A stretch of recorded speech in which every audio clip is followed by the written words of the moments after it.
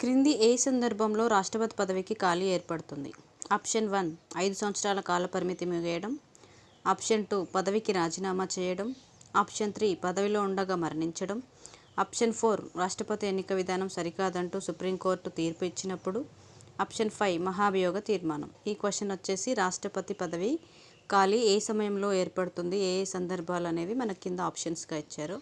So option 1 వచ్చేసి 5 సంవత్సరాల కాలపరిమితి ముగియడం. సో రాష్ట్రపతి పదవీ కాలం 5 సంవత్సరాలు కాబట్టి పదవీ కాలం ముగిసినప్పుడు రాష్ట్రపతి పదవికి ఖాళీ ఏర్పడుతుంది. సో ఈ కాలపరిమితి ముగుస్తుందనగా ముందుగానే 15 days ముందుగానే రాష్ట్రపతి ఎన్నిక జరుగుతుంది. రాష్ట్రపతిగా తదుపరి రాష్ట్రపతి ఎన్నుకోబడతారు.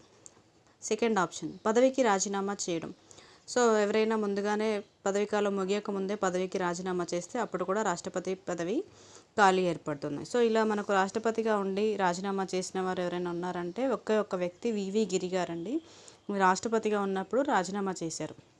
ఆప్షన్ 3 పదవిలో ఉండగా మరణించడం. పదవిలో ఉన్నప్పుడు మరణించినా కూడా రాష్ట్రపతి పదవి ఖాళీ ఏర్పడుతుంది. సో ఇలా పదవిలో ఉండగా మరణించిన వారు ఎవరైనా ఉన్నారంటే 2 రాష్ట్రపతులు మనకు పదవిలో ఉండగా మరణించిన వారు ఉన్నారు.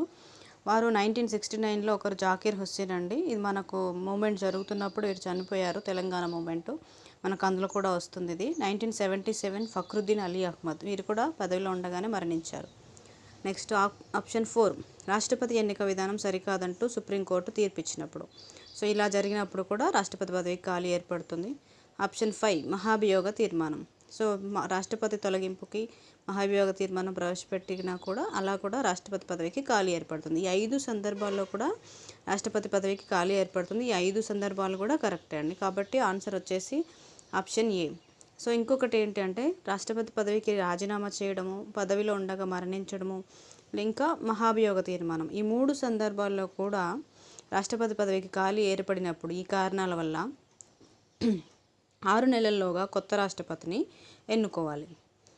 సో ఇది రాష్ట్రపతి పదవి ఖాళీ గురించి. Thank you.